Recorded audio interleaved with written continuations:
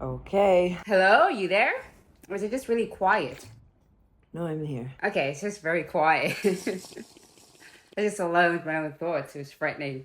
Terrifying. As if you were in Antarctica. Yeah, if you're in Antarctica, which, surprise, that is where our next story is set. We're going really opposite with this one. From the tropics to the deep, deep south. Antarctic Peninsula, which is like the Andes Mountains that go down through Chile, go like under the Drake Passage, like under the ocean and the Southern Ocean, and then they come out on the Antarctic Peninsula. And so like the bulk of the continent is like this flat, white, blank canvas-esque looking place. But the peninsula is the Andes Mountains, like continued. And so like these ginormous, like very, very, very old volcanoes, I believe, jut out from the ocean and are like so dramatic. And that part of the landscape, really, really, really dramatic landscapes. And that's where all the massive glaciers are that are like that really crazy neon blue, like the color of your headphones. I saw like the ice walls. These ice walls look so cool, looks crazy. You can see how like back in the day, like a lot of travelers would come across these giant ice wall and be like, oh wow, this is the end of the earth. Which is actually interesting you mentioned that, because I was doing some Antarctica research because I just love to be educated. Also just doing research on like what it looks like and stuff like that, so when I draw it, it looks how it's meant to be. No trees. There's no freaking trees in Antarctica. There's nothing. It is just freaking blank snow. So it's just like, okay, I'll definitely need to think about how I'm going to draw that so it looks interesting. So it's just not like a blank white nothingness. Literally. And because like it existed, or like Antarctica, the place before, even before people started going there, like has existed for, hundreds of years in the sort of like global imagination, where like the ancient Greeks were hypothesizing that Iceland must exist on the South Pole to be able to balance the ice that exists on the North Pole. And so like they were like hypothesizing that, and then like it kind of existed in the global imagination as this place of horror. And like a lot of Gothic writers were writing about Antarctica as this site of horror, and those like ice walls that you were talking about, they were like coming up with all these crazy stories of like what might be on the other side, like these like Garden of Eden-esque places with like kingdoms reigned by women, these like huge Amazonian women that were like, Oh, so it was lesbian paradise then. I wish to. As like the antithesis of, I guess, it was also around. They were secretly down there. In Antarctica. Yeah, but there's no trees, so how can that be a lesbian paradise? But yeah, I'm like, as you know, have been obsessed with Antarctica since I was like 5 years old. That's a healthy obsession for a child.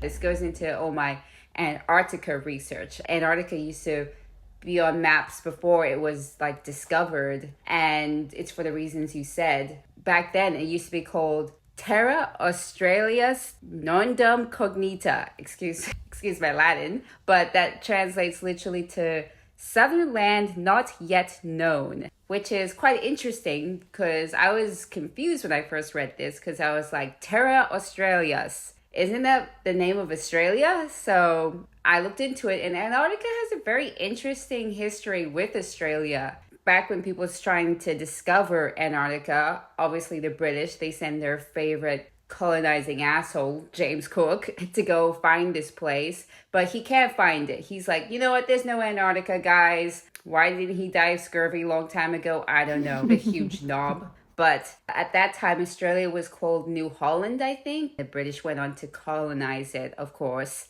When some fucking guy was like, hey, since we don't think there is an Antarctica or whatever, can we take the name and use it for like Australia? And they were like, yeah, sure. So that's how Australia then got the name Terra Australis, which then eventually became so-called Australia. It's actually also really interesting too, because I was like, in my research, I'm like, they do so much science down there. It feels like that's all I know about Antarctica. It's like the place where scientists go. Things that like scientists discovered while they were down there were these fossils that are actually fossils of petrified wood. So Antarctica used to have trees. It used to be a lesbian paradise, but that was like back millions and millions of years ago, when it was actually still connected to Australia part of this like supercontinent. Yeah, whoa, I didn't know that. Because that was the other really interesting thing looking into it, is that like Antarctica is like one of the few places on Earth where like there's no indigenous population. There's no people there.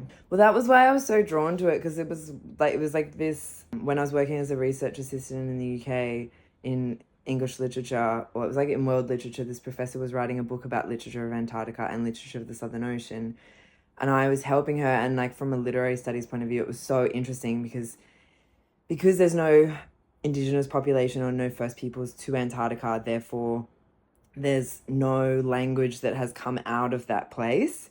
And so everything that has ever been written about Antarctica has been used or has been done using words that have like grown, if you like, or like emerged from other places and then have been transposed onto this landscape.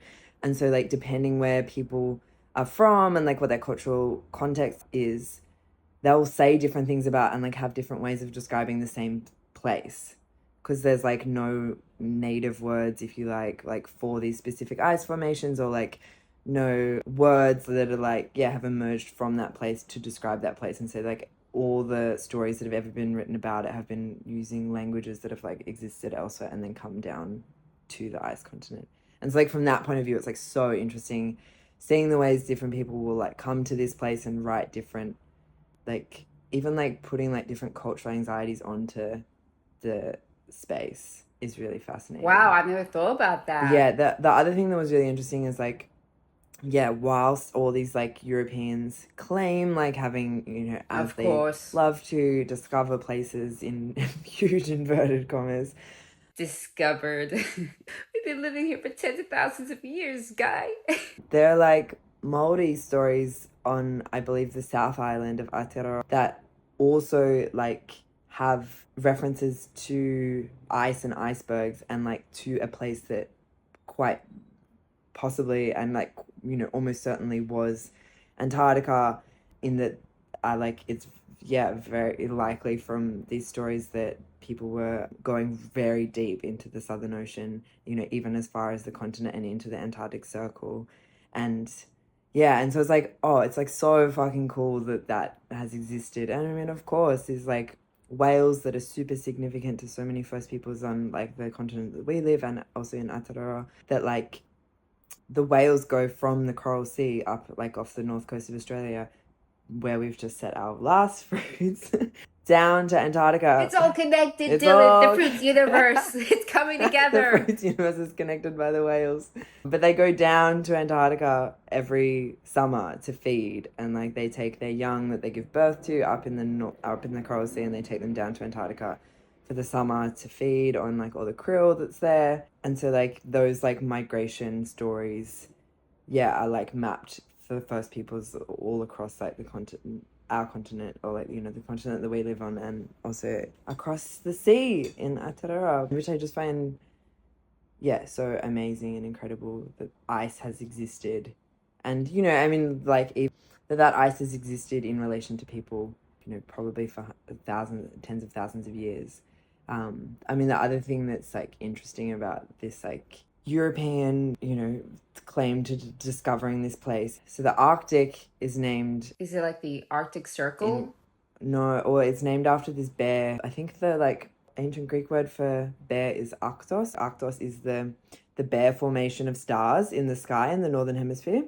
And then Antarctica is Antarctic, so it's like the opposite of that place. And so Antarctica has always existed, you know, in the like northern hemisphere as this place of like opposition and like the underside of the earth. Oh, makes sense. So Yeah, so Antarctica it's like- is the opposite of a bear.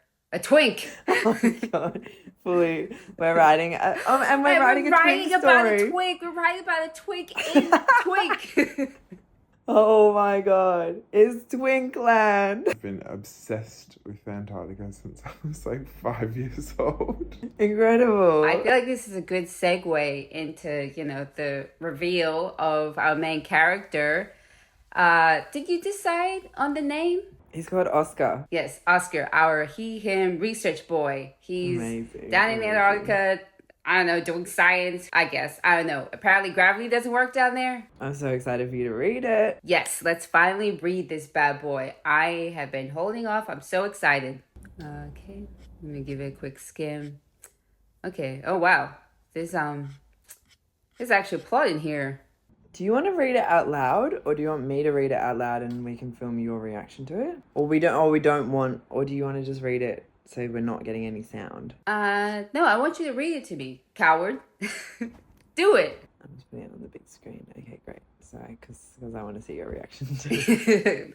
You want to see me blush? Blushing like I was when Tommy walked into the studio and saw me. I honestly felt like a teenager that had been like caught. All right, you ready? I'm excited. Dun dun dun. All right. It's strange what visits you on the ice. Lovers return to you like a haunting. They wander out of your past and take shape in the luminous blue of a glacier. Everything has a freezing point. Before Oscar arrived in Antarctica, he had imagined that the silence at the underside of the earth would be romantic. Unlike his youth spent in Tokyo, backlit by neon signs, Relatable. or his 20s spent in Buenos Aires, where music bled from the clubs at 4 a.m. and spilled into the streets, dark, pink, and pulsing, Oscar had always imagined that he'd find a gentle tranquility in Antarctica. What he never could have imagined was the way the place would reach down his throat and take grip of his heart. Because the silence here has a sharpness to it that charges everything. It makes the hairs on the back of his neck stand tall. Sometimes when he's out on the ice by himself, he can hear the blood pumping in the back of his throat. Soon he learns that this land buried beneath the kilometers of ice is a land of buried secrets, because she starts to visit him when he's out beyond the glacier ridge collecting samples for his research. She returns to him like a haunting. In the deep silence, she wanders out of his past, and he sees her taking shape in the corner of his eye, but then he turns to face her and she's gone. Oscar was in his second year at uni when he learned that Antarctica was actually a desert. He was sitting in his tutorial listening to his teacher describe how some valleys in Antarctica haven't seen precipitation in nearly 2 million years, when she tapped him on the shoulder and asked, "Is anyone sitting here?" Oscar looked down at the empty seat beside him, then back to her, eyes wide and mouth gaping. Lost for words, he just shook his head and motioned for her to sit down. She smiled and took the seat next. Setting out her notebook and a pen and an orange on her desk, before turning to Oscar, tossing her black curls over her shoulder and whispering, "I'm Sophia. I'm from Valencia, the city of oranges." Oscar was in class again, learning that glaciers are actually rivers, flowing over millennia, slower than the human eye can perceive, the day that Sophia passed him that orange under the table. Turning the fruit over in his hands, he saw the words, "Meet me in the dressing room of the student theatre," written on the orange's skin. When Oscar looked up, Sophia was already walking towards the door of the classroom. And then we've got Sophia standing against the mirror in the corner of the dressing room. Oscar, what if someone comes in? Sophia, it's 10 a.m. No drama student is waking up before midday. Oscar hesitates. Sophia, but if they do, she starts unbuttoning her shirt. I doubt they'll regret what they see. I doubt they'll regret it. Oscar puts the orange in his hand down on the dressing table. Okay, and then we're back. I feel like you're the one who's like blushing and more flustered here than me. Just you wait. Okay.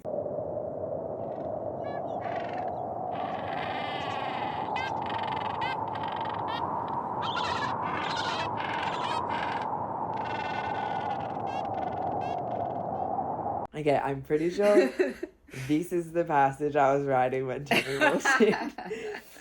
Smiling, she first and then with another enters his last suctions onto his sucking and stroking as she in this cave of wet blue light, pinning him as she glides and she feels Oscar be. She squeezes the orange. Oscar instantly. Okay. Is that where it ends? Hot. It's definitely freaky. Also, it was like marrying my two favorite things, which is like, what are my two favorite things? Antarctica. And I'm like, what was I going with? And double penetration. My two favorite things. I'm like, is that where I was going with that? No, not my favorite things. But I mean, it is my two favorite things. Like gay shit and like body horror. I am so excited to do body horror for the first time. Like, too excited. And I mean, that's what's so cool about Fruits, you know, bi-monthly, we're just gonna tell different stories with new characters. So maybe, yeah, the first issue takes place in tropical Australia and it's this sapphic love story. But then cut to now we're in Antarctica and it's creepy and horror and there's a monster and like now so I'm excited that with Fruits I can now explore more queer themes and like characters than I feel like I've been able to in the past. It's gonna be even more exciting when we open up to like submissions from like people who are following us, you know, because yeah, we're just gonna get more queer like perspectives and whatever, and like just get to tell like more and more like different stories. And even though it's very opposite from the first one, because I mean it's horror and I love horror and I love monsters and stuff, and I don't know if that really comes across in my work, but like I do really like scary things actually. But I'm kind of like interested in your take on this because your book that just came out, like Language of Limbs, which is actually releasing in the US soon. Your book is like a historical fiction and like it's queer as well, but it's an historical fiction. So I'm kind of curious for you, how is it like working on Fruits and like doing something like genre? Yeah, look, it did go in a crazy direction, but that's what I'm most excited about. I'm so excited to inhabit new worlds every 2 months and to just like with you, yeah, create these kind of whole universes with, you know, whole new characters, whole new eroticism, and also like whole new rules, like just kind of to fuck with reality. You know, some will probably be really realist and will be like rooted in drama, and others will be sci-fi, you know, as in kind of like otherworldly and weird as this one is. Yeah, but I'm excited to have like, you know, like the soft, slow, gentle romances and the like feisty fucking erotica. I don't know, I'm just like so excited to see where we could take each one. Yeah, I think that's the beauty of queer sex because it's whatever feels like queer sex to you, honestly. Like, if it feels queer and it feels like sex, then you're having queer sex. Like, that's it. Like, no one's here to police you. So I'm excited for it too. Excited to do something horror related. I mean, like, The Thing is one of my favorite horror movies, you know? And like, I actually found that had like a really interesting, like, queer history too to it and stuff. And I mean, I'm not going to get into it because honestly I could go on like an hour long tangent about The Thing. Otherwise, I'm excited to work on this story. Yeah, I hope that people come along with us on this journey because yeah, the like edges of queer sex for me have always been like so porous, and like queer sex to me is about like being able to, yeah, kind of like move in and out of those borders, and that like queer sex is this kind of like amorphous amoeba that like changes shape and moves in all kinds of directions, and that, you know, like pleasure isn't this rigid like one way direction, but it's just like going in all different directions. That's very much how I like see queerness and queer sex. And so yeah, super excited to be doing this like bi-monthly and to just kind of like taking it in all kinds of weird directions.